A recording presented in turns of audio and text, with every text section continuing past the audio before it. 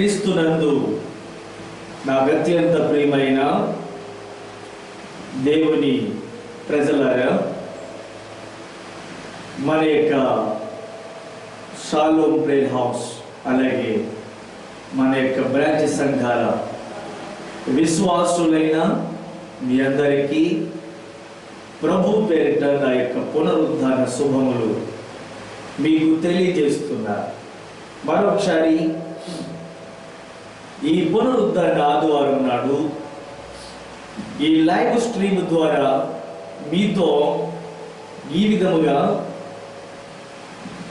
ఈ పునరుద్ధానపు యొక్క ఆరాధన యొక్క కార్యక్రమాన్ని మీతో ఇలా పంచుకోవడానికి దేవాతి దేవుడు అనుగ్రహించిన అద్భుతమైన అవకాశమును బట్టి, ధన్యతను బట్టి మీ అందరినీ ప్రభుని బట్టి స్తుతిస్తున్నాను. రండి, ఆయా చోట్ల ఆయా స్థలాల్లో ఉన్నటువంటి మీ అందరూ కూడా ఒక చోట కూడుకోనండి. అందరము కలిసి ఈ యొక్క మే నెలలో ఈ యొక్క 17వ తారీఖున దేవాతి దేవుడు మనకిచ్చిన ఈ పునరుద్ధాన ఆరాధనను మీ గృహాల యొద్దే, మీ ఇంట్లో యొద్దనే ఉండి కలిసి మనమందరము ఆరాధన చేద్దాం. అలాగే మరి తొందరలోనే మనకి ఈ కరోనా యొక్క ఈ కోవిడ్-19 ఈ కరోనా వైరస్ యొక్క ప్రభావము నిలిపివేయబడి అది కృషించి నశించి మరి ప్రజలందరూ కూడా క్షేమముగా, సౌఖ్యముగా, ఆశీర్వాదకరముగా నిలిచి ఉండుటకై పరిశుద్ధాత్మ దేవుడి సహాయం చేయునట్లుగా మనమందరము ఈ దినాన్ని పునరుద్ధాన ఆరాధనలో కలిసి దేవుని యొక్క నామమును మనం మహిమపరచుదాం, ఘనపరచుదాము. రండి, మీరు మీ కుటుంబాలతో సహా మీ ఇళ్లలో, మీ స్థలాల్లో మీరు కలిసి కూర్చున్నట్లయితే మన దేవుని యొక్క నామమును ఘనపరిచి మహిమపరిచి ప్రభుని మనం స్తుతించుదాం. ప్రార్థనతో ఈ కార్యక్రమాన్ని ప్రారంభించుకుందాం. అందరూ కూడా కళ్ళు మూసుకోనండి. కృపా కనికరము కలిగిన మా ప్రియ పరలోకపు తండ్రి, మీ పరిశుద్ధమైన మీ శ్రేష్టమైన నామమునకు వందనాలు. ఈ మే నెలలో మరలా మీరు మమ్మలను 3 వారములు కాచి కాపాడి మళ్ళీ ఈ 17వ తారీఖు ఈ పునరుద్ధాన ఆదివారం నాడు ఈ లైవ్ ద్వారా, ఈ ఆన్లైన్ మీడియా లైవ్ ద్వారా నీ ప్రజలతో ఇలా కలవడానికి మీరిచ్చిన కృపను బట్టి స్తుతులు స్తోత్రాలు చెల్లిస్తూ ఉన్నారు. ఇదిగో ఈ దినాన్ని మేమందరం కూడా సజీవులమై ఉండి మరి సజీవులైనటువంటి దేవుణ్ణి ఆరాధించుటకు మీరిచ్చిన కృపను బట్టి స్తోత్రాలు. ఎందరైతే ప్రజలు మరి ఆయా ప్రాంతాల్లో ఉన్నారో, మరి ముఖ్యంగా సంఘాలు బెండముల్లంక, కొమరగిరిపట్నం, సామంతుకూరు, కరిచెరువు, గుండెపూడి మా సంఘాల బిడ్డలందరి కొరకు ప్రార్థన చేస్తున్నాము. వారందరికీ మీరు ఇచ్చిన కాపుదలను బట్టి, క్షేమమును బట్టి కృతజ్ఞతలు తెలియజేస్తున్నాము. ఈ మధ్య కాలపు వేళ మరి మేమందరం కూడా ఇలా కలిసి మరి నీవు చేసిన ఉపకారములను తలపోసుకునుచు నీ నామమును మహిమపరచడానికి, నీ నామమును ఘనపరచుటకు మీరు అనుగ్రహించిన కృపను బట్టి కృతజ్ఞతలు తెలియజేస్తూ ఉన్నారు. మేము ఇప్పుడు పాటల ద్వారా నీ నామమును ఆరాధించి తర్వాత నీ లేఖనములో నుండి నీ ప్రజల కొరకు మీరు సిద్ధపరిచిన ఆ ఉపదేశాన్ని మరి నీ ప్రజలైనటువంటి ప్రతి ఒక్కరు కూడా పొందుకోవడానికి కృప చూపించమని ప్రార్థన చేస్తూ ఉన్నాను. అలాగే మరొకసారి నా దేశం కొరకు, రాష్ట్రాల కొరకు, జిల్లాల కొరకు మరి నీ చేతిలో ఎత్తుపట్టుకుంటున్నాను.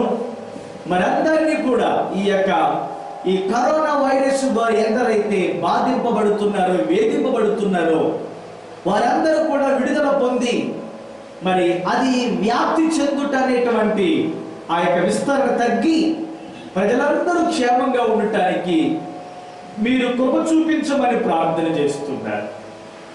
పరమ తండ్రి, మరి దినాన్ని మేము పాటల ద్వారా మీ నామమును మేము మహిమపరచుచు ఉండగా, ఘనపరచుచు ఉండగా మా స్తుతులు స్తోత్రాలు మీరు అంగీకరించి మీరు మహిమను పొందమని యేసు పరిశుద్ధ నామమున మా మనవులను అడుగుతున్నాము పరమ తండ్రి. ఆమేన్. ఆమేన్. రండి కలిసి పాటలు పాడొచ్చు. దేవుని యొక్క నామమును మనమందరం కూడా మహిమపరచుదాం. పాటలు పాడుచు దేవుని యొక్క నామాన్ని మీరందరూ మీ బైబిళ్ళు, మీ పుస్తకాలు మీ దగ్గర పెట్టుకోండి. మరి మీ గృహాల యొద్దనే ఉండి, మీ ఇళ్ళ యొద్ద నుండి కలిసి మనమందరం కూడా దేవుని యొక్క నామమును మనమందరం కూడా మహిమపరచుదాం. మరి మాతో పాటుగా మీరు కూడా ఏకీభవించాలని ప్రభు పేరిట మీ అందరికీ నేను తెలియజేస్తూ ఉన్నాను. కృపాక్షేమము నీ శాశ్వత జీవము నా జీవిత కాలం అంతయు నీవు దయచేయవాడవు అనే పాటను పాడుచు దేవుని యొక్క నామాన్ని మనమందరము మహిమపరచుదాం.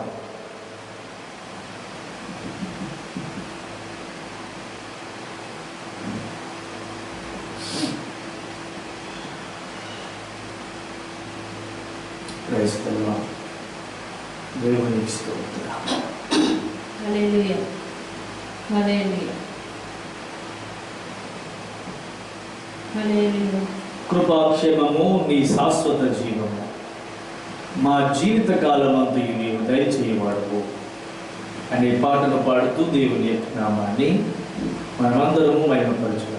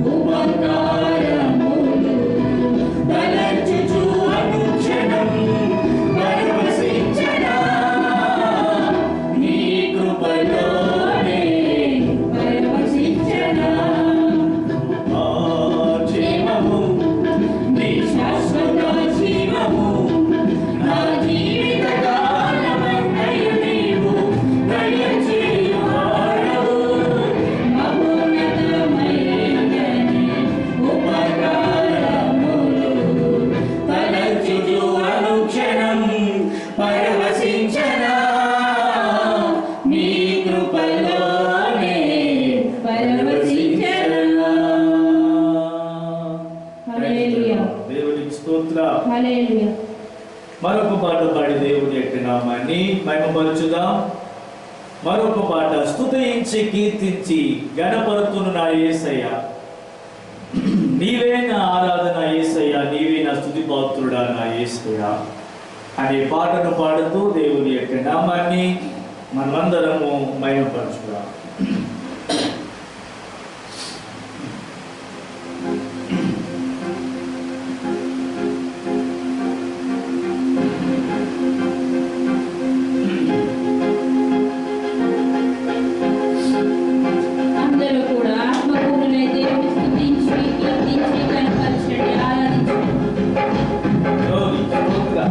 అందరూ చప్పులు కడుతూ దేవుని యొక్క నామమును మనం వెలిగించి మహిమపరచు. అందరూ కలిసి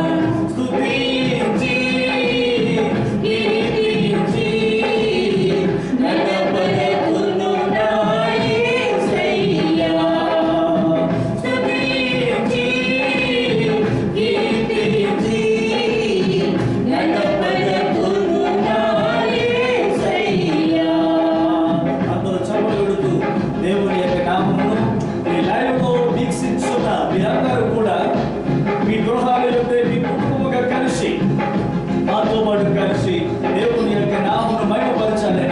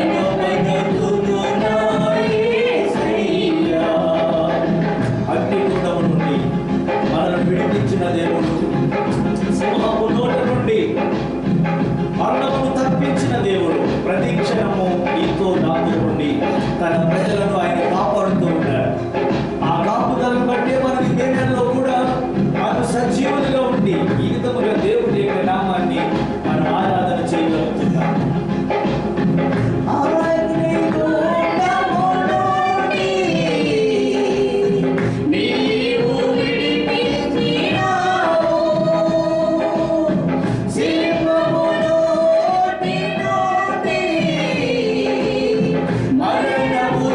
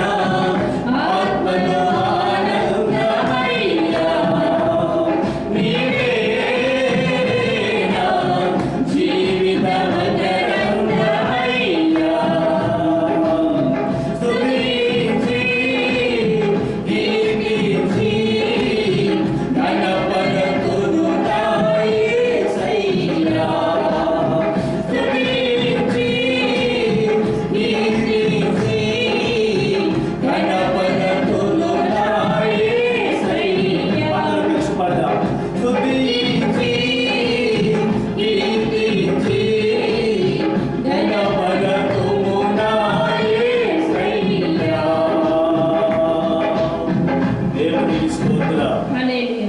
హల్లెలూయా. హల్లెలూయా. మరొక ఆరాధన పాటను పాడదాం. నీ ఉంటే నాకు చాలు యేసయ్యా, నీ వెంటే నేను ఉంటాను యేసయ్యా అనే పాటను పాడుతూ దేవుని యొక్క నామమును మనం మహిమపరచుదాం. అందరూ కలిసి మాతో పాటు దూరాన సమీపాన ఈ లైవ్ లో వీక్షించున్న మీరందరూ కూడా మాతో పాటు కలిసి దేవుని యొక్క నామమును ఆరాధన చేయండి, ఆత్మారాధన చేద్దాం. ఆత్మారాధన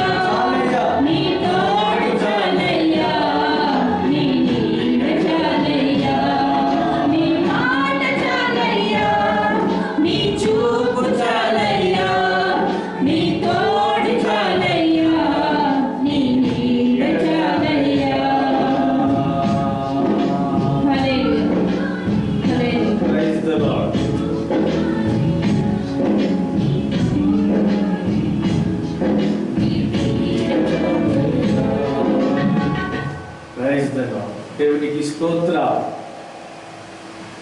బైబిల్ గ్రంథాలను తెరిచి ఈ యొక్క పూట కీర్తనను మనం ధ్యానం చేసుకుందాం. ఈ దిన పూట యొక్క కీర్తనను మనమందరం కూడా ధ్యానం చేసుకుందాము. 145వ కీర్తన. ఈ పూటకు మనమందరము బైబిల్ మీ దగ్గర తీసుకోండి. 145వ కీర్తన తమ్ముడు రాజకుమార్ వచ్చి చదివి వినిపిస్తారు. మనమందరము ఉత్తర ప్రత్యుత్తరములుగా ఈ కీర్తన చెప్పుదాం. 145వ కీర్తన మనం చదువుకుందాం. 145వ కీర్తన.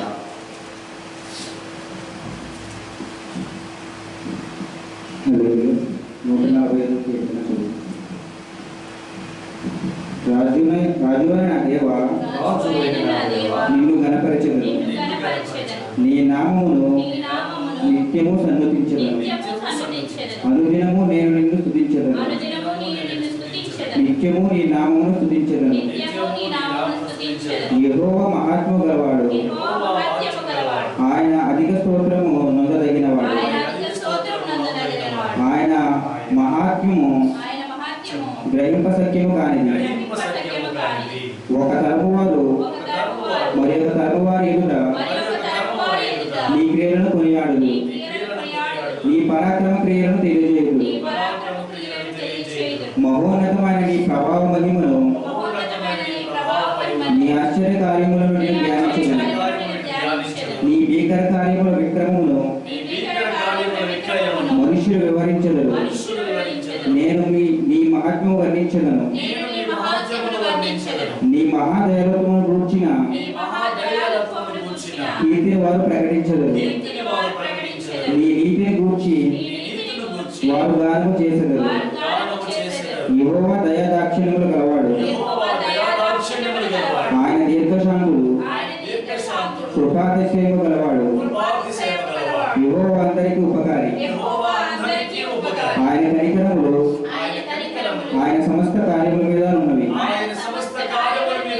యెహోవా నీ క్రియలన్నీ నీకు కృతజ్ఞతాస్తుతులు చెల్లించుచున్నవి.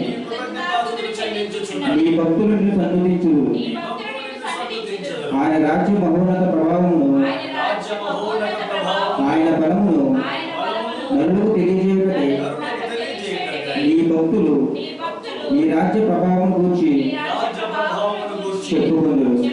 నీ శౌర్యమును గూర్చి పలుకుదురు. నీ రాజ్యము శాశ్వత రాజ్యం. నీ రాజ్య పరిపాలన తరతరములు నిలిచినది. యెహోవా పడిపోవారందరినీ ఉద్ధరించువాడు. కుంగిపోయిన వారందరినీ లేవనెత్తువాడు.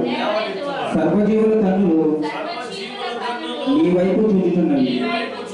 తగిన కాలమందు నీవు వారికి ఆహారం ఇచ్చును. నీవు నీ గుప్పిని విప్పి ప్రతి జీవి కోరికను తృప్తిపరచుచున్నావు. యెహోవా తన మార్గమన్నిటిలో నీతి గలవాడు. తన క్రియలన్నిటిలో కృప చూపువాడు.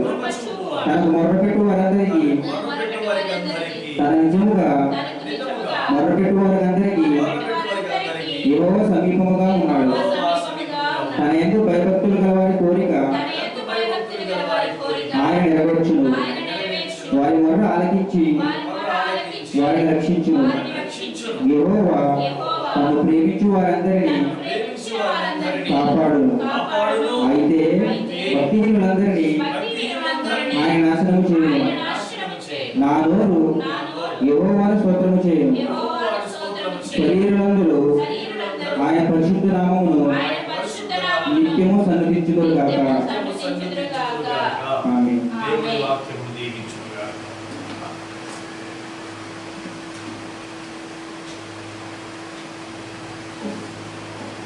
దేవుని పరిశుద్ధ నామమునకు మహిమ కలుగును గాక. Praise the Lord. ప్రభువునందు ప్రియులారా, దేవుని యొక్క ఆధ్యాత్మికమైన మహాకృపను బట్టి మరలా మనం ఈ పునరుద్ధాన ఆదివారం నాడు ఈ విధముగా మీతో కలిసి దేవుని యొక్క వాక్యాన్ని, దేవుని యొక్క స్వరమును మీతో పంచుకోవడానికి ప్రభు అయినటువంటి యేసయ్య అనుగ్రహించిన ఈ యొక్క సమయమును బట్టి, కృపను బట్టి నేను ప్రభుని స్తుతిస్తున్నాను. అందరూ బాగున్నారు కదా? మీరు, మీ కుటుంబము, మీ పిల్లలు అందరూ క్షేమంగా ఉన్నారా? సంతోషం. ప్రతి దినము మీ కొరకు మేము ప్రార్థన చేస్తున్నాం. అలాగే మా షాలోమ్ ప్రేయర్ హౌస్ అనే యూట్యూబ్ ఛానల్లో ఉన్న సబ్స్క్రైబర్స్ అందరి కొరకు మేము ప్రార్థన చేస్తున్నాం. మరి మన యొక్క 5 సంఘాల యొక్క కుటుంబాల కొరకు ప్రార్థన చేస్తున్నాం. మీరు కూడా మా కొరకు, మా కుటుంబం కొరకు ఎల్లప్పుడూ తప్పకుండా మీ ప్రార్థనలో జ్ఞాపకం చేసుకుని మా కొరకు తప్పకుండా ప్రార్థించాలని ప్రభు పేరిట మీ అందరికీ నేను మనవి చేస్తున్నాను. మంచిది. మనము ఈ యొక్క చివరి దినాల్లో ఉన్నటువంటి మనము, అంచె దినములు, అపాయకరమైన కాలములు వచ్చిన దినాల్లో ఉన్నటువంటి మనము దేవుని యొక్క రాకడకు సిద్ధపాటు ఎలా ఉండాలి, మరి రెండవ రాకడ గూర్చినటువంటి మర్మములు నేను ప్రతి వీడియోలో నేను మీకు తెలియజేస్తున్నాను. మరి ఆశీర్వాదాల గురించి తెలుసుకున్నాం, మారుమనసు గురించి తెలుసుకున్నాం, రక్షణ అనుభవం గురించి తెలుసుకుంటున్నాం, పునాది గురించి తెలుసుకున్నాం. మరి మనం తెలుసుకోవలసింది ఏంటంటే భవిష్యత్తును కూడా మనం తెలుసుకోవాలి. జరగబోతున్నటువంటి పరిస్థితులు ఎలా ఉండబోతున్నాయో, రాబోతున్నటువంటి దినాలు ఏ విధంగా ఉంటున్నాయో, రాబోతున్నటువంటి రెండవ రాకడ ఏ విధంగా ఉన్నదో కూడా మీరు తెలుసుకోవాలని మీ అందరికీ నేను తెలియజేస్తూ ఉంటాను. రాబోతున్నటువంటి రెండవ రాకడ గూర్చినటువంటి మరి దినములను గూర్చి మీరందరూ కూడా తెలుసుకోవాలని ప్రభు పేరిట మీ అందరికీ నేను మనవి చేస్తున్నాను. రండి, మనము ఈ యొక్క రెండవ రాకడను గూర్చినటువంటి సందేశాలలో, వర్తమానాలలో మనము ఈ విషయాన్ని మనం తెలుసుకోవచ్చు. మరి ప్రియమైనటువంటి దేవుని యొక్క బిడ్డలారా, మరి రాకడ వర్తమానములు ఈ యొక్క రెండవ రాకడను గూర్చినటువంటి ఉపదేశాలు మనం వింటున్నాం గనుక ఈ దినమున, ఈ వారమున నేను మీకు మరొక ఉపదేశాన్ని నేను మీకు అందిస్తున్నాను. మీరందరూ తప్పకుండా మీ దగ్గర బైబిల్ దగ్గర పెట్టుకోండి. గ్రంథాలను మీ దగ్గర పెట్టుకున్నట్లయితే కొన్ని శ్రేష్టమైనటువంటి సంగతులను నేను మీకు తెలియజేస్తాను. మరి 30 నిమిషాలు మనము ఈ వర్తమానాన్ని విందాం, సందేశాన్ని విందాము.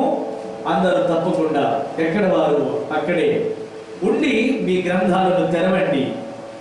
మరి లేఖనములలో నుండి అనేకమైన శ్రేష్టమైనటువంటి సంగతులు నేను మీకు తెలియజేస్తాను. అందరూ తప్పకుండా మీ గ్రంథాలను మీ దగ్గర పెట్టుకోవాలని ప్రభు పేరిట మీ అందరికీ నేను మనవి చేస్తున్నాను. రండి, ఈ దినము మనము ధ్యానించుచున్నటువంటి అంశము పేరు మోసపోకుడి, క్రీస్తు అకస్మాత్తుగా వచ్చును.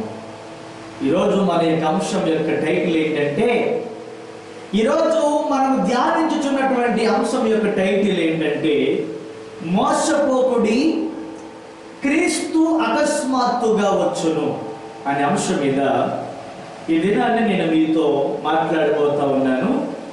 మరి మీరందరూ కూడా మీ గ్రంథాల దగ్గర పెట్టుకుని ఈ విషయాలు మీరు నేర్చుకోవాలని ప్రభు పేరిట మనవి చేస్తున్నారు. చూడండి, లూకాసు సువార్త 21వ అధ్యాయం 34 నుంచి 36 వచ్చిన వరకు మనము ధ్యానం చేద్దాం. మీ హృదయములు ఒకవేళ తిండి వలనను, మత్తు వలనను, ఐహిక విచారముల వలనను మందముగా ఉన్నందున ఆ దినము అకస్మాత్తుగా మీ మీదకి ఉరి వచ్చినట్టు రాకుండా మీ విషయమై మీరు జాగ్రత్తగా ఉండుడి. గడిచిన దీని ముందు ఎపిసోడ్లో, దీని ముందు వీడియోలో నేను మీకు విషయాన్ని తెలియజేశాను. ఏంటి ఆ విషయం అంటే మెలకువగా ఉండుడి. మెలకువ యొక్క ప్రాముఖ్యత ఏంటో నేను మీకు తెలియజేశాను. మనం మెలకువగా ఉండుట వలన మనం పొందబోతున్నటువంటి ప్రయోజనముల గురించి నేను మీకు బహు స్పష్టంగా దీని ముందటి యొక్క వీడియోలో నేను మీకు తెలియజేయడం జరిగింది. రాకడ సిద్ధపాటు అనే వీడియోలో మీకు నేను తెలియజేశాను. మరి ఈ దినాన్ని నేను మీకు చెప్పాలనుకున్న అంశం ఏంటంటే మోసపోకుడి, క్రీస్తు అకస్మాత్తుగా వచ్చును. ఆయన వచ్చేటప్పటికి మీ హృదయములు ఒకవేళ తిండి వలనను, మత్తు వలనను, ఐహిక విచారముల వలనను మందముగా ఉన్నందున ఆ దినము అకస్మాత్తుగా మీ మీదకి ఉరి వచ్చున్నట్టు రాకుండా మీ విషయమై మీరు జాగ్రత్తగా ఉండుడి. మీ విషయమై మీరు జాగ్రత్తగా ఉండి. ఎవరో విషయం కూడా మనకెందుకు? మన విషయం గురించి మనం ఎంత జాగ్రత్తగా ఉంటున్నాం. మరి ఆ దినము సమీపించబోతా ఉంది. ఆ సమీపించబోతున్నటువంటి ఆ దినానికి మనము ఎంతగా మనము జాగ్రత్తగా ఉంటున్నామన్నది మనం జ్ఞాపకం చేసుకోవాలి. అకస్మాత్తుగా మీ మీదకి ఉరి వచ్చినట్టు రాకుండా మీ విషయమై మీరు జాగ్రత్తగా ఉండుడి. ఆ దినము భూమి ఎందంతటా నివసించు వారందరి మీదకి అకస్మాత్తుగా వచ్చును. కాబట్టి జరగబోవు వీటినెల్లను తప్పించుకుని మనుష్య కుమారుని ఎదుట నిలవబడుటకు శక్తి గలవారగునట్లు ఎల్లప్పుడూ ప్రార్థన చేయుచు మెలకువగా ఉండుడని చెప్పాను. దేవుని నామానికి స్తోత్రాలు. హల్లెలూయా. భూమి మీద నివసించు వారందరి మీదకి ఒకేసారి అకస్మాత్తుగా వచ్చు దినములు రెండు. భవిష్యత్తులో మనము అకస్మాత్తుగా వచ్చే దినాలను రెండే చూస్తున్నాం. భూమి మీద నివసించు వారందరి మీదకి కూడా ఒకేసారి అకస్మాత్తుగా వచ్చు దినములు రెండు ఉన్నాయి. ఈ రెండింటిలో ఏదో ఒక్కటి మాత్రమే మన జీవిత కాలంలో అకస్మాత్తుగా వచ్చును. రెండు మనం చూడము. మనం గమనించాలి. రెండు మనము చూడము. ఈ రెండింటిలో ఏదో ఒక్కటి మాత్రమే మనం చూస్తాము అనే విషయాన్ని మీరు జ్ఞాపకం చేసుకోవాలి. మొదటిది, అకస్మాత్తుగా సజీవముగా మేఘముల మీద మధ్యాకాశమునకు కొనుక్కోబడు దినము. అకస్మాత్తుగా సజీవముగా బ్రతుకుండే మేఘముల మీద మధ్యాకాశమునకు కొనుక్కోబడు దినము ఒకటి రాబోతుంది. దాన్ని ర్యాప్చర్ అంటారు ఇంగ్లీష్లో. ర్యాప్చర్. రెండవది, క్రీస్తు ప్రత్యక్షముగా భూమి మీదకి దిగివచ్చుట చూచు దినము. క్రీస్తు ప్రత్యక్షముగా భూమి మీదకి వచ్చుట చూచే దినం. ఈ రెండు అకస్మాత్తుగా జరిగేటువంటి సంభవాలు మనకి రెండు కనిపిస్తున్నాయి. మొదటిది, సజీవముగా మేఘముల మీద మధ్యాకాశమున కొనుక్కోబడతాము. రెండవది, క్రీస్తే ప్రత్యక్షముగా భూమి మీదకి దిగి వచ్చుట మనం చూస్తాం. ఇక రెండు దినాలు మనం గమనిస్తున్నాం. అయితే మొదటి ఆకస్మిక దినం ఏం జరుగుతుంది?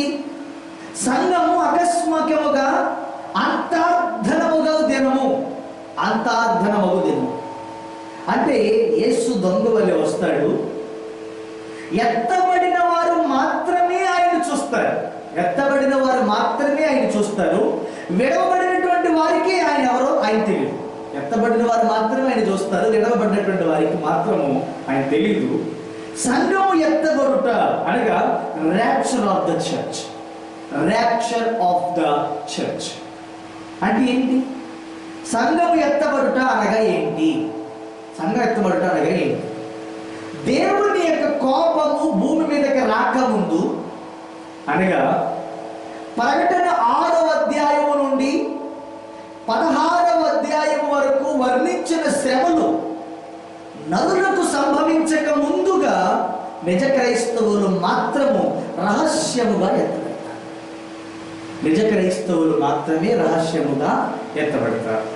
ప్రకటన గ్రంథం 6వ అధ్యాయం నుండి 16వ అధ్యాయం వరకు వర్ణించబడిన శ్రమలు నరులకు సంభవించక ముందు నిజ క్రైస్తవులు మాత్రమే ఎత్తబడతారు. సంఘం ఎత్తబడ్డను కూర్చున్న వివరములకు మనం గమనించినట్లయితే 2 అధ్యాయాలు మనం చదవాలి. ఇక్కడ మనం గమనించినట్లయితే భూమి అందంతట నివసించు నిజ క్రైస్తవులకు మాత్రమే ఉరివలే అకస్మాత్తుగా వచ్చు దినమని, ఉరివలే అకస్మాత్తుగా వచ్చు సంతోష దినము, హ్యాపీ సర్ప్రైజ్.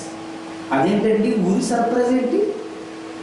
ఉరి రావడం సర్ప్రైజ్ ఏంటి అని అనుకుంటున్నారు. ముందెన్నడూ జరగని మహా ఆనంద సంఘటన జరగబోతుంది చరిత్రలో. Unprecedented happiest event. ఉరి సంతోషమా? అవును, సందర్భమును బట్టి అది మహా సంతోషమే. ఎందుకంటే యేసు ప్రభువుని కలుసుకుని ఆకలి దప్పులు లేని నిత్యానందంలో ప్రవేశించే గడి అది. ఆ గడియ మరి మనకి సంతోషం కదా, ఆ గడియ మనకి ఆనందం కదా, ఆ గడియ మనకి ఎంతో సంతోషాన్ని కలిగిస్తున్న విషయాన్ని నేను మీకు జ్ఞాపకం చేస్తున్నాను. ప్రకటన గ్రంథం 6వ అధ్యాయం నుండి 16వ అధ్యాయం వరకు వివరించినటువంటి శ్రమలు నరులకు సంభవించక ముందుగానే నిజ క్రైస్తవులు రహస్యముగా ఎత్తబడతారు. ఇది మనం. ఇక రెండవ ఆకస్మిక దినం ఏంటంటే క్రీస్తు భూమి మీదకి దిగుట. రెండవ ఆకస్మిక దినం ఏంటంటే క్రీస్తు భూమి మీదకి దిగుట. అపోస్తుల కార్యములు 1వ అధ్యాయము 10వ వచనము 11వ వచనం మనం గమనిస్తే, అపోస్తుల కార్యములు 1వ అధ్యాయం 10, 11 వచనాలు మనం చూస్తే, ఆయన వెళ్ళుచుండగా వారు ఆకాశం వైపు తేరి చూచుచూ ఉండేది. ఇదిగో తెల్లని వస్త్రమును ధరించుకున్న 2 మనుషులు వారి యొద్దకు వచ్చి, గలిలయ మనుషులారా, మీరెందుకు నిలిచి ఆకాశం వైపు చూచున్నారు? వెళ్ళిపోతున్న వాడిని అలాగే వెళ్ళిపోతున్నాడు అని అలాగే ఇంకా చూస్తారు.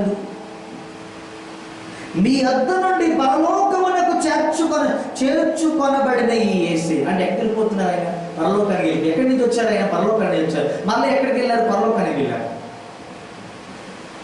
పరలోకమునకు చేర్చుకొనబడిన ఈ యేసే ఏ రీతిగా పరలోకమునకు వెళ్ళుట మీరు చూచితిరో ఆ రీతిగానే ఆయన తిరిగి వచ్చునని వారితో చెప్పాను. ఏ రీతిగా ఆయన వెళ్ళటం మీరు చూశారో అదే రీతిగా మరలా ఆయన తిరిగి వచ్చునని వారితో చెప్పిరి అని మనం అపోస్తుల కార్యములు 1వ అధ్యాయము 10, 11 వచనాల్లో మనం చూస్తున్నాం. ప్రకటన గ్రంథం 1వ అధ్యాయం 7వ వచనంలో చూస్తే, ఇదిగో ఆయన మేఘారూఢుడై వచ్చుచున్నాడు, ప్రతి నేత్రము ఆయనను చూచును, ఆయన పొడిచిన వారిని చూచెదరు, భూజనులందరూ ఆయనను చూచి రొమ్ము కొట్టుకుందురు. అవును, ఆమె. ప్రకటన 1:7 గమనిస్తున్నారా?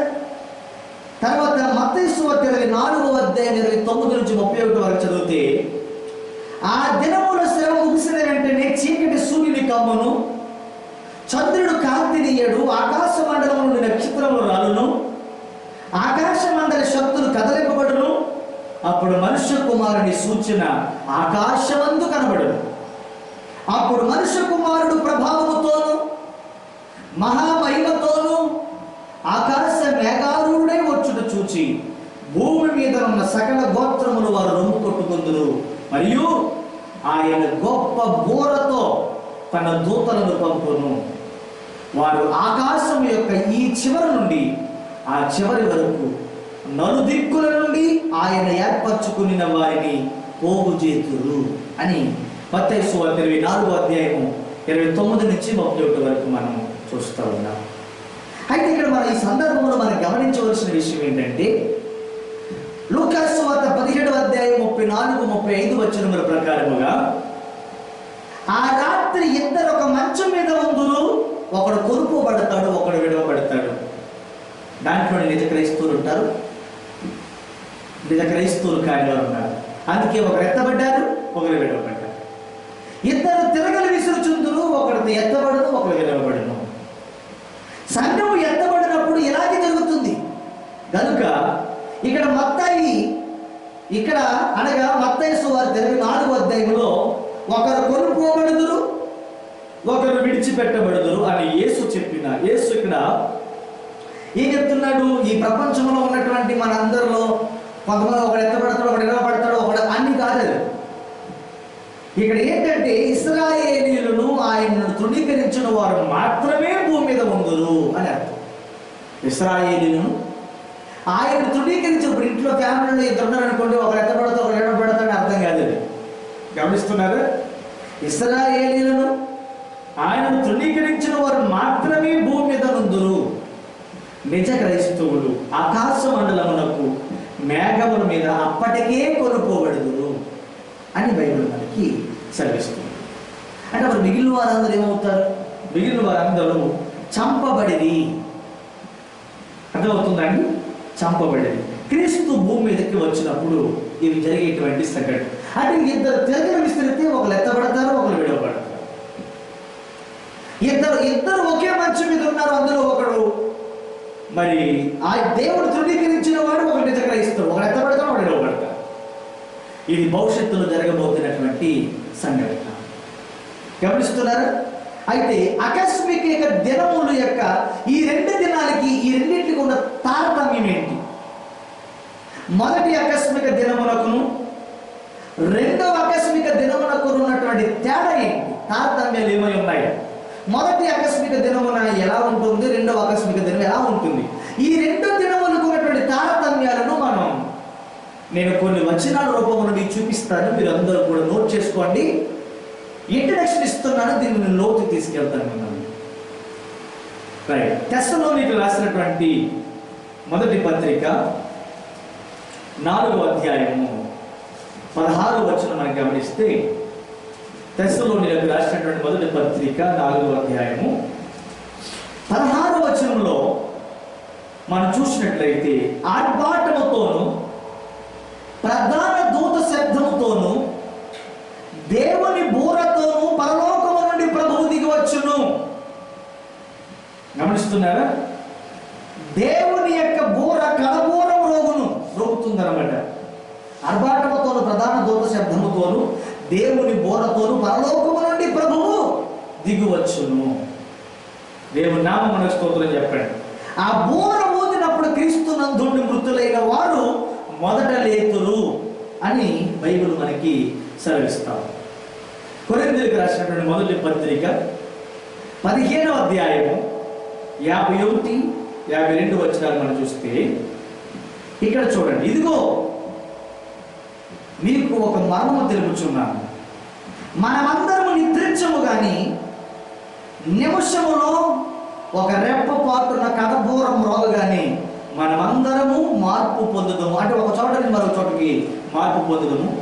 బూరం రోగును అప్పుడు మృతులు అక్షయులుగా లేపబడదురు, మనమేమో మార్పు పొందుదము అని ఇక్కడ మొదటి ఆకస్మిక దినముల గురించి తెలియజేయబడతాం. మొదటి ఆకస్మిక దినమున ఏం జరుగుతుంది? దేవుని యొక్క బూర కడబూరం రోగును. మొదటి ఆకస్మిక దినమున దేవుని బూర కడబూరం రోగును. ఓకే. మరి రెండవ ఆకస్మిక దినమున అనగా క్రీస్తు ప్రత్యక్షముగా భూమి మీదకి దిగి వచ్చే దినమున ఏం జరుగుతుంది? ప్రకటన గ్రంథము 11వ అధ్యాయం 15వ వచనం చూస్తే, ప్రకటన గ్రంథము 11వ అధ్యాయము 15వ వచనంలో, 7వ దూత బూర ఊదినప్పుడు పరలోకములో గొప్ప శబ్దములు పుట్టెను. ఆ శబ్దములు ఈ లోక రాజ్యము, మన ప్రభువు రాజ్యమును, ఆయన క్రీస్తు రాజ్యమును ఆయన యుగ యుగముల వరకు ఏలును అనిను. దేవుని నామానికి స్తోత్రము కలుగును గాక. హల్లెలూయా. అయితే దేవుని బూర కడబూరం రోగును మొదటి ఆకస్మిక దినమున. రెండవ ఆకస్మిక దినమున ఏం జరుగుతుంది? 7వ దూత బూర ఊదును. 7వ దూత బూర ఊదును. ఓకే. మరి మొదటి ఆకస్మిక దినమున నిజ క్రైస్తవులకు మాత్రమే దేవుని బూర వినబడుతుంది. ఈ బోర ఎవరు పడితే వాళ్ళకి వినపడుతుంది సుమా? ఎవరికి వినపడుతుంది ఈ బోర? నిజంగా నిజ క్రైస్తవ్యాన్ని జీవిస్తూ, విశ్వాసమును కాపాడుకుంటూ, నీతిని కాపాడుకుంటూ, యథార్థతను కాపాడుకుంటూ, మరి ఆయన రాకడ కొరకు అత్యాసక్తి కలిగి ఎదురు చూచుచున్నటువంటి వారు ఉంటారు చూసారా? అత్యాసక్తి కలిగి ఎదురు చూచుచున్నటువంటి వారు మాత్రమే, వారికి మాత్రమే బోర వినబడుతుంది. అందుకని ఆ బోర విన్న వాళ్ళు మాత్రమే ఎత్తబడతారు. వాళ్ళకి మాత్రమే ఈ బోర వినబడుతుందట. వాళ్ళు ఏమన్నారంటే నిజ క్రైస్తవులు అన్నారు. వాళ్ళు దేవుని బోర వినబడను, వారు యేసును చూచి ఆనందించుదురు. ఆహా, ఎంత కాలం మేము నీ కొరకు ఎదురు చూస్తున్నాం, నిన్ను చూడాలని, నీ ముఖదర్శనం చేసుకోవాలని ఎంత కాలాన్ని ఎదురు చూస్తున్నామని చెబుతూ ఎప్పుడైతే ఆయన చూశారో వాళ్ళు చూసి ఆనందించారు. అయితే యూదులకు, అవిశ్వాసులకు, అనగా బైబిల్ను పూర్తిగా నమ్మిన వారికి, యేసు ప్రభువును తృణీకరించిన వారికి వినబడదో, ఆయన నమ్మిన వారికి మాత్రం వినబడుతుంది. ఆయన యందు నమ్మిక ఉంచి, విశ్వాసం ఉంచి, యథార్థంగా బ్రతుకుతున్న వారికి మాత్రమే ఆ బోర వినబడుతుంది. మంచం మీద పడుకున్నారండి, ఇద్దరు కలిపి మంచం మీద పడుకున్నారు. నీ భార్య నువ్వై ఉండొచ్చు, లేకపోతే నీవు నీ సోదరుడై ఉండొచ్చు, తల్లి బిడ్డలై ఉండొచ్చు. మొత్తానికి ఇద్దరు ఒకటే మంచం మీద పడుకున్నారు. ఆ పడుకున్నప్పుడు సడన్గా ఒకరు ఎత్తబడిపోయాడు. చూసినప్పటికి నీ భార్య లేదు, చూసినప్పుడు నీ భర్త లేడు. ఏమయ్యాడు అంటే ఆ బోర నీ భర్తకు వినపడింది కానీ నీకు వినపడలేదు. ఆ బోర నీ భార్యకి వినపడింది కానీ నీకు వినపడలేదు. ఎవరికి వినపడుతుంది బోర? ఎవరైతే నిజ క్రైస్తవులుగా బ్రతుకుతారో, జీవిస్తారో వారికి మాత్రమే ఈ బోర వినపడను.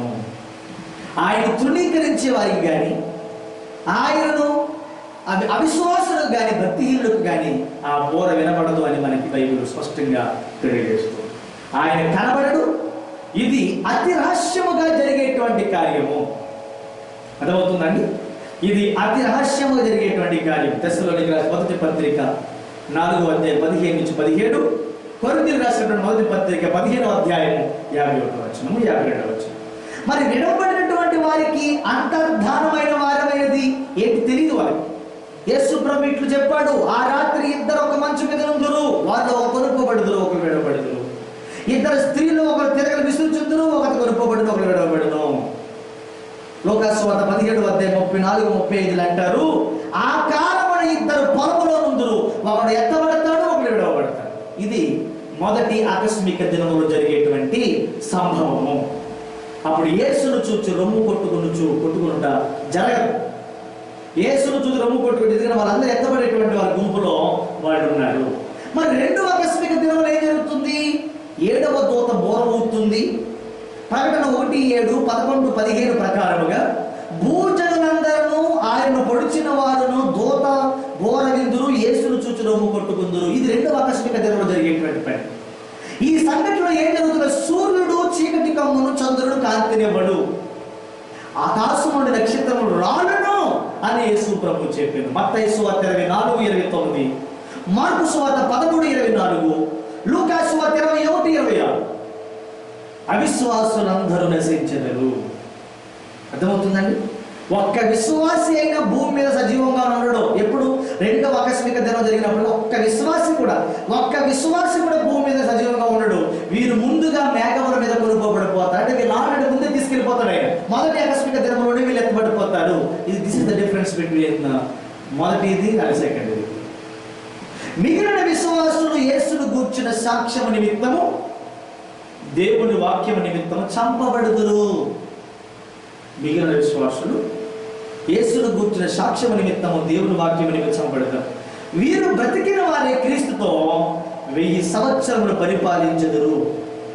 ప్రకటన గ్రంథము 20వ అధ్యాయము 4వ వచనంలో మనం ఇక్కడ చూడొచ్చు. దేవుని నామమున స్తోత్రం కలుగును గాక. హల్లెలూయా. ఇది మనకి జరిగేటువంటి మొదటి ఆకస్మిక దినము. రెండవ ఆకస్మిక దినము ఎలా జరుగుతుందో, ఏ విధంగా జరుగుతుందో మనకి ఇక్కడ బైబిల్ చాలా స్పష్టంగా మనకి దేవాదేవుడు మనకి తెలియజేస్తుంది. అందుకనే నీ హృదయమును ఒకవేళ తిండి వలనను, మత్తు వలనను, ఐహిక విచారముల వలనను మందముగా ఉన్నందున ఆ దినము అకస్మాత్తుగా మీ మీదకి ఉరి వచ్చినట్టు రాకుండా మీ విషయమై మీరు జాగ్రత్తగా ఉండుడి. నా ప్రియ సోదర సోదరీమణులారా, మన విషయమై మనం మనం ఎంతో జాగ్రత్తగా ఉండాలి అని బైబిల్ సెలవిస్తుంది. This is the warning of Jesus Christ. మన ప్రభువైన యేసు ఇచ్చిన హెచ్చరిక. ఆయన మాటలలో విశిష్టమైన పదవులను గుర్తించి మనం ఇక్కడ ఏం చేయాలంటే నమస్కరించాలి. అసలు చూడకుండా చూడకూడదు. ఎందుకంటే ఆయన స్వయంగా చెప్పిన మాటలు ఇవి. నేను చెప్పిన ఈ మాటలని కూడా ఆయనే స్వయంగా చెప్పిన మాటలు. ఆ దినము, ఏ దినం? ఆ దినం భూమి అందంతటా నివసించు వారందరి మీదకి ఆకస్మికముగా వచ్చు ఆ దినము. అనగా యేసుక్రీస్తు రెండవసారి వచ్చిన దినమునే లూకాసు 21:36 బట్టి మనం గ్రహించగలము. ఏంటంటే భూగోళములో అర్ధభాగము రాత్రి, అర్ధభాగం పగలు. భూగోళం భూమి గోళముగా తిరుగుతుంది కదా, ఆ తిరిగేటువంటి భూగోళంలో అర్ధభాగం ఏమో రాత్రి, అర్ధభాగం ఏమో పగలు. అయినను రాత్రి నిద్రించుచున్న వారికి, పగల పనులలో ఉన్న వారికి ఒకేసారి ఆ సంఘటన సంభవించును. రాత్రి నిద్రించున్న వారికి, పగల పనులలో ఉన్న వారికి ఒకేసారి ఆ సంఘటన సంభవించును. అకస్మాత్తుగా ఉరివలె వచ్చును. తెస్సలోనికి రాసినటువంటి మొదటి పత్రిక 5:2, పేతురు రాసిన రెండవ పత్రిక 3:10, ప్రకటన గ్రంథం 3:3-4 మనం గమనించినట్లయితే అకస్మాత్తుగా ఉరివలె వచ్చును. ఎలా వస్తుందట అది? అకస్మాత్తుగా ఉరివలె వచ్చును. ఉరి అనే పదము ఆకస్మిక సమయమున సూచించున్నది మనకిది. మీరు అనుకోని గడియలో వచ్చునని యేసు చెప్పాను. మీరు అనుకోని గడియలో. మత్తయి సువార్త 24:44 చూడండి బైబిల్లో. మీరు అనుకోని గడియలలో వచ్చునని యేసు చెప్పాను. దేవుని నామమునకు స్తోత్రం కలుగును. కాబట్టి లూకాసు వార్త 21:36 అనగా అకస్మాత్తుగా వచ్చును కాబట్టి, అనుకోకుండా ఉన్నప్పుడు వచ్చును కాబట్టి, జరగబోనవి. ఈ మాటను వివరిస్తున్నాను మీకు. లూకాసు వార్త 21:34-35 విడివిడిగా వివరిస్తున్నాను. ఒకటి ఆ దినము, రెండవది అకస్మాత్తుగా ఉరివలె వచ్చును, మూడవది కాబట్టి. ఏంటి కాబట్టి? అకస్మాత్తుగా వచ్చును కాబట్టి, అనుకోకుండా వచ్చును కాబట్టి, జరగబోనవి. జరగబోవు వీటి నెలలను అనగా లూకాసు వార్త 21:5-33 వరకు, మత్తయి సువార్త 21:1-44 వరకు, మార్కు సువార్త 13:1-23 యేసు చెప్పినవన్నీ అనగా మరి ముఖ్యంగా లోక ఆరంభము నుండి ఇప్పటి వరకు జరుగునని ఏ శరీరయు తప్పించుకోలేని మహాశ్రమలను మనం చూడబోతున్నాము. మత్తయి సువార్త 20-21 చూస్తే అని అర్థం అన్నమాట. అర్థమవుతుందండి? జరగబోవు వాటిని అంటే ఇప్పుడు నేను చెప్పిన రెఫరెన్స్లు అవన్నీ కూడా జరగబోతున్నాయి. ఈ శ్రమల యొక్క వివరములకు ప్రకటన 6-16 వరకు, ప్రకటన గ్రంథం 6 వరకు మనం శ్రద్ధగా చదివితే మనకు క్లియర్గా అర్థమవుతుంది. ఇంకా 5వ మాట ఉంది ఇందులో. 5వ మాట ఏంటి తెలుసా? తప్పించుకొని. ఏంటంటే అది తప్పించుకొని అంటే అర్థం ఏంటి? మత్తయి సువార్త 4:39-41 ప్రకారంగా భూమి మీద విడిచిపెట్టబడుట, భూమి మీద విడిచిపెట్టబడుట, తప్పించుకోవడం. మత్తయి సువార్త 4:39-41 వరకు మనం చదివితే ఏం తప్పించుకోవాలి మనం ఇక్కడ? చూడండి 39 నుంచి మనం గమనించినట్లయితే ఎరుగకపోయి. ఇక్కడ 41 చదవండి ఒకసారి. మత్తయి సువార్త 4:39-41 వరకు చదివితే, జలప్రళయం వచ్చి అందరిని కొట్టుకుని పోవు వరకు ఎరుగకపోయింది. అలాగనే మనుషు కుమారుడు ఇక రాకడ ఉండును. ఆ కాలమున 2 పొలములో ఉందురు, ఒకడు తీసుకొని పోబడును, ఒకడు విడిచిపెట్టబడును. 2 స్త్రీలు తిరగల విసురుచుందురు, ఒకటి తీసుకొని పోబడును, ఒకటి విడిచిపెట్టబడును. గమనిస్తున్నారు? ఈ అద్భుతమైనటువంటి మాటలను గమనిస్తున్నారు. దీన్ని మనం తప్పించుకోవాలి. తర్వాత 20-22 అప్పుడు మహాశ్రమ కలుగును. మత్తయి సువార్త 24:20-22 చదివితే, అప్పుడు మహాశ్రమ కలుగును గనుక మీరు పారిపోవుట చలికాలం అందైనను విశ్రాంతి దినమందైనను సంభవింపకుండవలనని. ఎంత అద్భుతమైన మాటలు. ప్రార్థించుడి. ఎందుకు? లోకారంభము నుండి ఇప్పటి వరకు అలాంటి శ్రమ కలగలేదు. మనం ఏదో కరోనా చూసేసి కరోనా ఇంతకంటే గొప్ప శ్రమ లేదు అనుకుంటున్నాం మనం. కానీ దీనికంటే భయంకరమైన శ్రమలు మనము రాబోతున్న దినాల్లో చూడబోతున్నాం. అట్టి శ్రమ కలగలేదు, ఇక ఎప్పుడునూ కలగబోదు. 2వ వచనం, ఆ దినములు తక్కువ చేయబడకపోయేలా ఏ శరీరయు తప్పించు. అంటే ఇలా పొడిగించబడి కొద్ది నష్టం, అది తగ్గించబడితే తొందరగా వెళ్ళిపోతాం అదనమాట అర్థం. తప్పించుకొనుడు ఏర్పరచబడిన వారి నిమిత్తము ఆ దినములు తక్కువ చేయబడు. అంటే ఎవరైతే ఆయనతో పాటు ఎత్తబడటానికి ఏర్పరచబడ్డారో వాళ్ళ నిమిత్తమై ఆ దినములు ఏమవుతాయట? తక్కువ చేయబడతాయి. ఇవన్నీ మనం తప్పించుకోవాలి. జరగబో వీటి నెలలను మీరు తప్పించుకున్నటకు అన్నాడే. జరగబోతున్న ఏంటి? 1, భూమి మీద విడిచిపెట్టబడుట.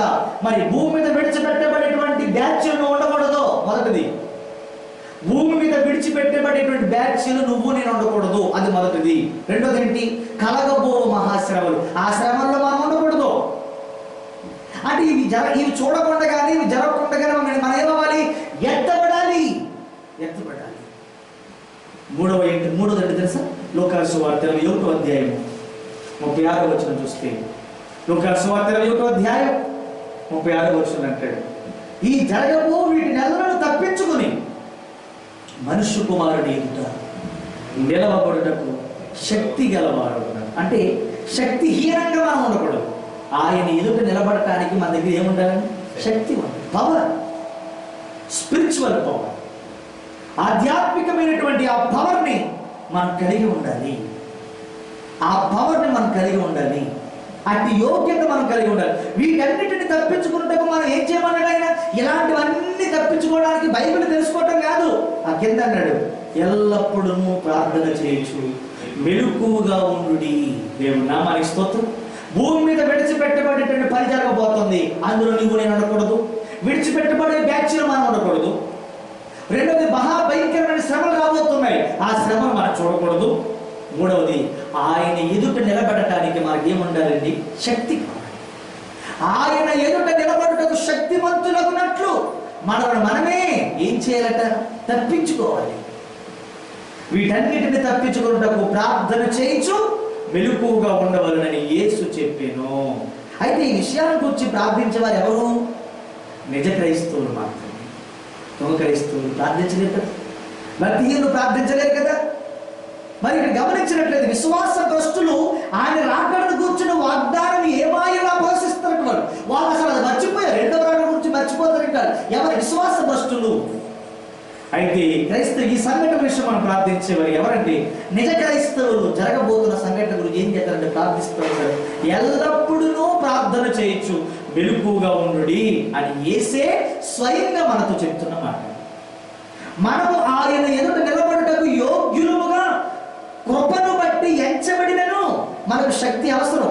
దేవుడు మనం ఎంచుకున్నాడు. ఆయన ఎదుట నిలబెట్టడానికే మనం ఎన్నుకున్నాడు. నువ్వు ఎన్నుకోబడినటువంటి బ్యాచ్లో ఉన్నావు, నేను ఎన్నుకోబడినటువంటి బ్యాచ్లో ఉన్నాను. కానీ ఎన్నుకోబడినటువంటి మనము ఆయన ఎదుట నిలబడటానికి మనకి ఏముండాలి? మరి శక్తి. ఆ శక్తి అవసరమని ఈ మాటల్లో మనం గ్రహిస్తున్నాం. బైబిల్లో భక్తుల చరిత్రను మనం చూసినట్లయితే ఈ శక్తి ఎంత అవసరమో మనం గ్రహించగలం అన్నమాట. ఈ శక్తి ఎంత అవసరమో మనం గ్రహించగలం. సంఖ్యాకాండం 12వ అధ్యాయం 7వ వచనంలో ఒక భక్తుడు చూపిస్తాను. మీరు చూడండి, సంఖ్యాకాండం 12:7 చదువునైనా గట్టిగా. సంఖ్యాకాండం 12వ అధ్యాయం 7వ వచనంలో ఒక భక్తుడు మీకు చూపిస్తాను. చూడండి, అతడు నా ఇల్లంతటిలో నమ్మకమైన వాడని సాక్ష్యము పొందిన. ఎవరిలో? నీ ఇంట్లోనా, నా ఇంట్లోనా?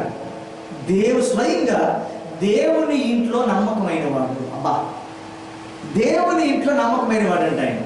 మరి అంతటి భక్తుడు నిర్గమకాండం 40:30 చూడండి. నిర్గమకాండం 40వ అధ్యాయము 35వ వచనం చదవండి. నిర్గమకాండం 40వ అధ్యాయం 35వ వచనంలో చూడండి. ఆ మేఘము మందిరము మీద నిలుచుట చేత మందిరము యెహోవా తేజస్సుతో. ఎవరి తేజస్సుతో? యెహోవా తేజస్సుతో నిండెను గనుక మోషే ప్రత్యక్షపు గుడారములోనికి వెళ్ళలేకున్నాడు. ఈ మాట, రెండు మాటలు ఒకసారి పోల్చి చూసుకోండి. ఒకసారి ఏమవుతుంది రెండు మాటలకి? నా ఇల్లంతటిలో నమ్మకమైన వాడు అని సాక్ష్యం పొందిన మహాభక్తుడైన మోషే ఆయన మందిరంలో ఉన్న తేజస్సుతో నిండిది గనుక ఆ గుడారంలోనికి వెళ్ళలేకపోయాడు. ఎంత నమ్మకమైన వాడు అంటే ఇక్కడ ఏం గమనించగలము? 33:11 చూడండి. అదే నిర్గమాకాండం 33:11లో యెహోవా మోషేతో ముఖాముఖిగా మాట్లాడాడు. 33:11 నిర్గమాకాండం మనుష్యుడు తన స్నేహితునితో మాట్లాడుచున్నట్లు యెహోవా మోషేతో ముఖాముఖిగా మాట్లాడుచుండెను. తరువాత అతడు పాలెములోనికి వెళ్ళి తిరిగి వచ్చుచుండెను. దేవుని స్తోత్రం చెప్పండి. ఒక మనుషుడు తన స్నేహితుడితో మాట్లాడుతున్నట్టు ముఖాముఖిగా మాట్లాడినని గమనించగలము. గమనిస్తున్నారా? మరి ఎంత సాక్ష్యం పొందినటువంటి ఆయన యెహోవా మరి తేజస్సుతో నిండిన కనుక ఆ ప్రత్యక్ష గుడారంలోకి వెళ్ళలేకపోయాడట. అంటే అంత ప్రకాశమానమైనటువంటి వెలుగు ఆయనలో ఉంది. మరి ఆ వెలుగు ఎదుట మనం నిలబడాలంటే మన దగ్గర ఏముండాలి? శక్తి కావాలి. ఏదో అల్లాటప్ప భక్తితో, ఏదో చేసి చీని భక్తితో, ఏదో నామకార్థపు భక్తితో, అవిశ్వాసపు భక్తితో, ఏదో నామకార్థపు యొక్క క్రైస్తవ్యంతో ఆయన ఎదుట నిలబడాలనుకుంటున్నావేమో. నా సోదరులారా, నేను చాలా విషయం తెలుసుకోబోతున్నాయి. ఎన్నో మర్మాలు రెండవ రాకడ గురించి తెలియజేస్తున్నాను. మరి ఆయన ఎదుట నిలబడబోతున్న ఆయన ఎదుట నిలబడబోతున్న మనకి శక్తి కావాలి, యోగ్యత కావాలి. రాజుల మొదటి గ్రంథము 8వ అధ్యాయం 10-11 చదివితే, రాజుల మొదటి గ్రంథం 8వ అధ్యాయం 10-11 చదివితే, యెహోవా తేజో మహిమ యెహోవా మందిరములో నిండుకొనగా ఆ మేఘమున్న హేతువు చేత యాజకులు సేవ చేయుటకు, దేవుని యాజకులు సేవ చేయటానికి నిలవలేకపోయేది. దైవజనం గమనిస్తున్నారు. అందుకని ఇంత గొప్ప మరి దేవుని ఎదుట మనం అందరం నిలబడాలి. రెండో వ్యక్తులు చూపించిన దానియేలు గ్రంథం 10వ అధ్యాయం 11-18. దానియేలు గ్రంథం 11వ అధ్యాయం 18. అక్కడ మోషే భక్తుడు ఇల్లంతటి నమ్మకమైన వాడు ఆయన ఎదుట నిలబడలేకపోతున్నాడు. ఇక్కడ దానియేలు 10వ అధ్యాయం 11వ చదవండి. దానియేలు 10వ అధ్యాయం 11వ. దానియేలు నీవు బహుప్రియుడు కనుక. ఎవరంటే నీవు బహు ప్రియుడు. ప్రియుడు అంటే ఏంటి? ప్రియుడు ప్రియురాలు అంటే మనకు తెలియని వారు ఉన్నారు. నీవు నాకు బహుప్రియుడవు. దేవుని నామానికి స్తోత్రం. 18వ వచనం చదువు నాయన. 18వ వచనం చదువు. అతడు మరలా నన్ను ముట్టి నన్ను బలపరిచి నీవు బహుప్రియుడవు, భయపడకు, నీవు బహుప్రియుడవు అన్న సాక్ష్యం పొందినటువంటి దానియేలు ఏమండి? దానియేలు ఆ దర్శనం వలన బలం తొలగిపోయింది. ఊపిరి విడవలేకుండా ఉన్నాడు అన్నమాట. బహుప్రియుడుగా జీవించినటువంటి దానియేలు ఆ దర్శనమును చూసినప్పటికీ బలము తొలగిపోయింది. ఆయనకి ఊపిరి విడవలేక ఉన్నాడు అని చెప్పి దేవుని బిడ్డలారా, అయితే గమనించినట్లయితే అలాగే దానియేలు గ్రంథం 10వ అధ్యాయం 17వ వచనం, 18వ వచనము, 11వ వచనము, 16వ వచనం చూస్తే వచనములు మనం గమనించినట్లయితే దేవుని దూత ఎదుట దానియేలు నిలవలేకపోయాను అనంతరం. ఎవరి ఎదుట నిలబడలేకపోయాడు? దేవుని దూత ఎదుట దానియేలు నిలబడలేకపోయాడు. అసలు దానియేలు ఎవరు? దేవునికి బహుప్రియుడు. మోషే ఎవరు? దేవుని ఇంట్లో నమ్మకమైన వాడు నిలబడలేకపోయాడు. బహుప్రియుడైనటువంటి వాడు నిలబడలేకపోయాడు. ఎంత గమనిస్తున్నారో చూడండి ప్రియమైనటువంటి దేవుని యొక్క బిడ్డలారా.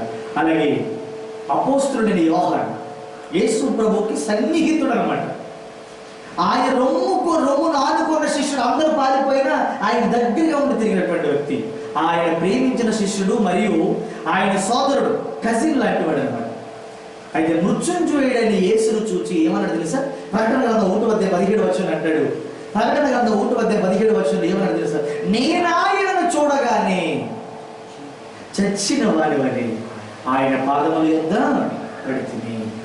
నేను ఆయన్ని చూడగానే చచ్చిన వారి వలె ఆయన పాదముల యొద్ద పడితే. అంటే వీరి చరిత్రను బట్టి మనం గ్రహించవలసింది ఏంటంటే, యేసుక్రీస్తు మహిమ ఎదుట నిలుచుటకు క్షయమైన మార్త్యమైన శరీరధారులు యోగ్యులు కారు.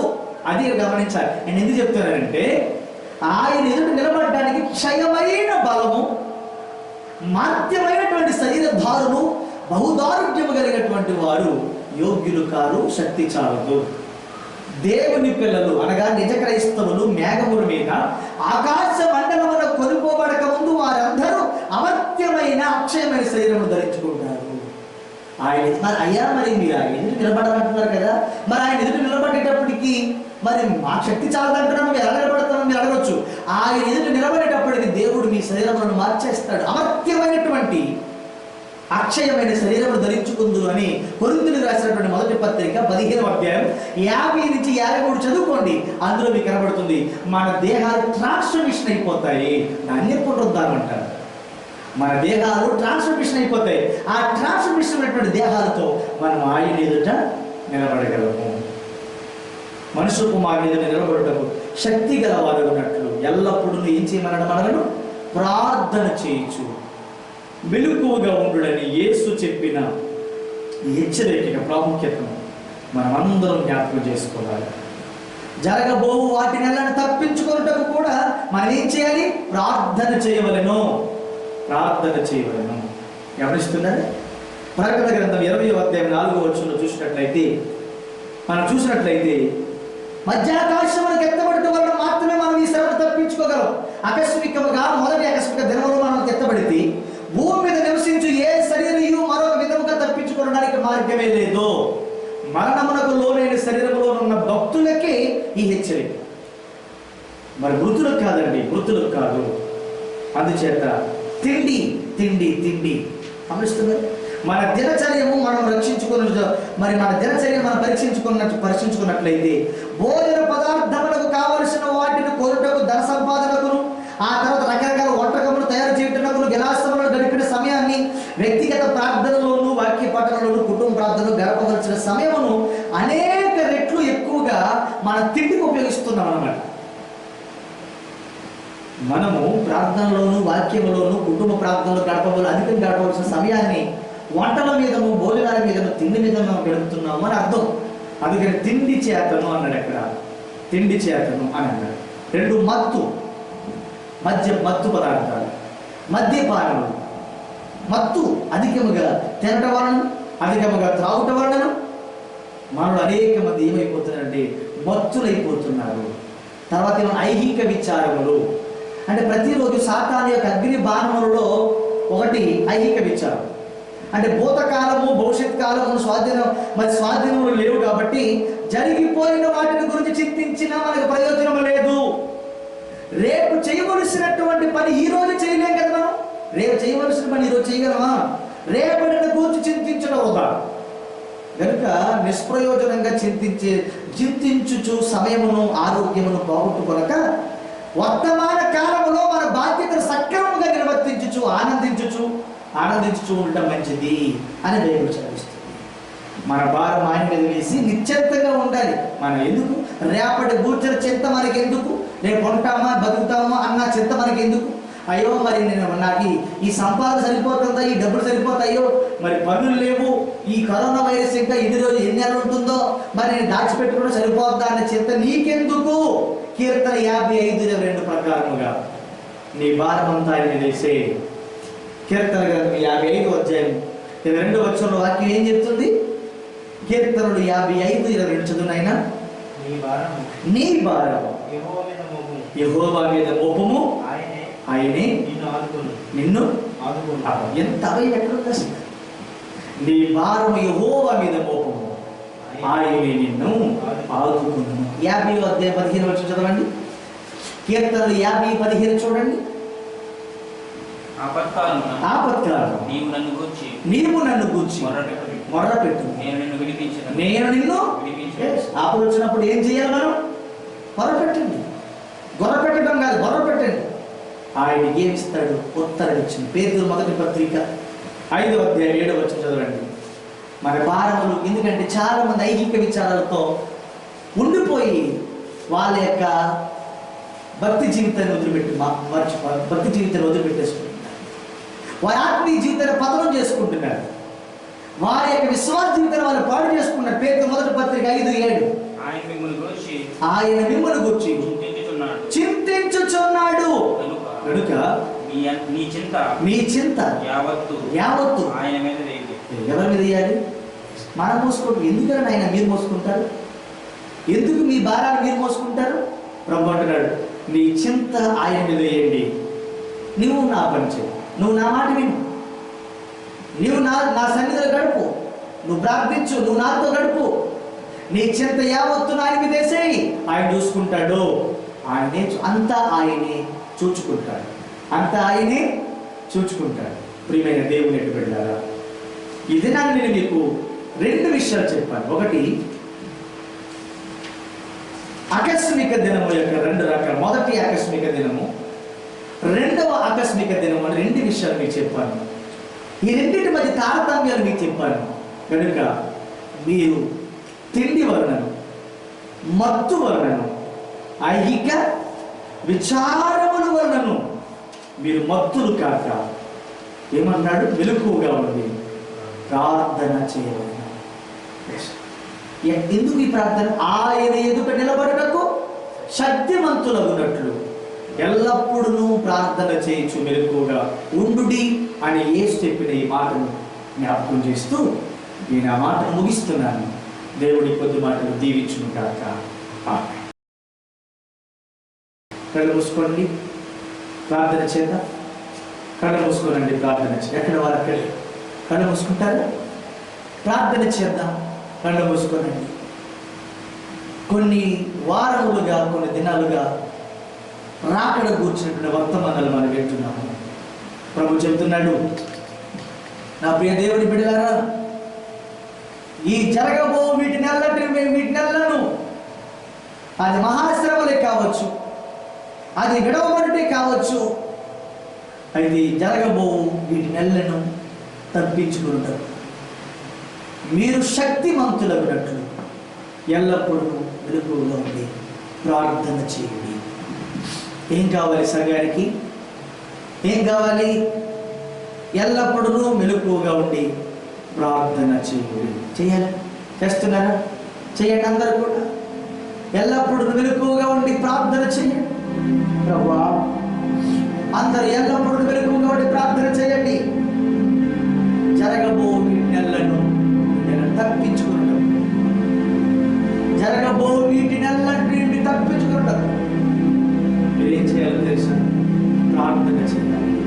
ప్రార్థన చేయాలి.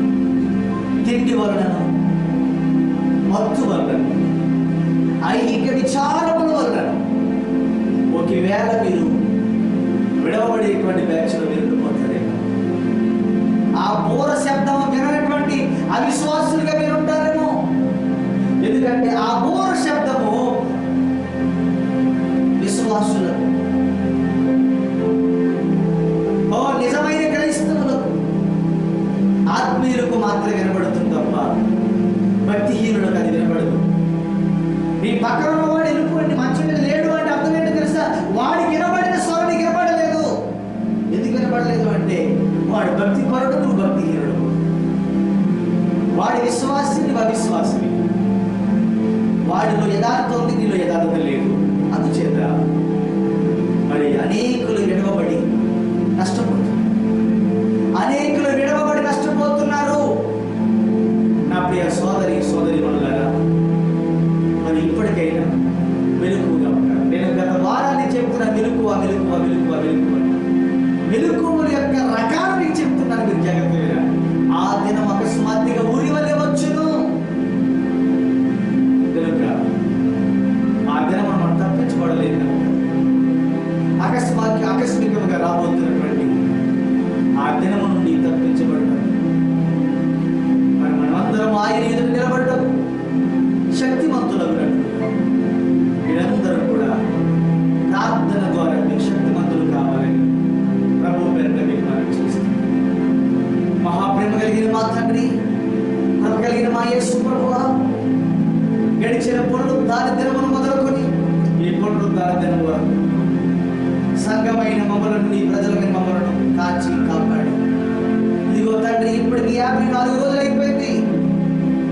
నీ ప్రజలు నీ మందిరమును చూసి తండ్రి, నీ ముఖ దర్శనం చూసి కలిసి ఆరాధించి ప్రపంచంలో తండ్రి కొన్ని వేల లక్షల మందిరాలు మూతలు వేయండి. చాలా బాధగా ఉంటుందని విచారంగా ఉంది. దేవా, నీ ఎదురు నిలబడలేకపోతున్నా, నీ ముఖాన్ని చూడలేకపోతున్నా. అతి తొందరలోనే ఈ లాక్ డోర్ ఓపెన్ చేయండి. మీరు ఈ లాక్ను ఓపెన్ చేయగలిగి నీవే, ప్రధానమంత్రి గారు కాదు. నీవు దానిని నిర్మూలిస్తే లాక్డౌన్ ఓపెన్ అవుతుంది. అది ఓపెన్ అయితే నీ ప్రజలు మళ్ళీ నీ ఎందుకు వస్తారు? దేవా, నీ ప్రజలమైనటువంటి మేము నిన్ను ఆరాధించలేకపోతున్నామనే వేదన, చింత, నీ ముఖాన్ని చూడలేకపోతున్నామనే బాధ మాలో మమ్మల్ని ఎంతగానో వేధిస్తూ బాధిస్తూ ఉంది బ్రహ్మా. అతి తొందరలోనే మాకు నీ ముఖ దర్శనాన్ని అనుగ్రహించమని ప్రార్థిస్తున్నాను. ఈ మహాకృపను బట్టి మళ్ళా ఈ పునరుద్ధరణ ఆదివారం నాడు నీతో ఇలా కలిసి స్థుతించి కనపరిచి పాటల ద్వారా, వాక్య పరిచర్య ద్వారా, వాక్య పఠనం ద్వారా కలిసి నేను ఆరాధించే కృపని మాకు ఇచ్చినందుకు నీకు కృతజ్ఞతలు తెలియజేస్తున్నానయ్యా. కృతజ్ఞతలు తెలియజేస్తున్నాము.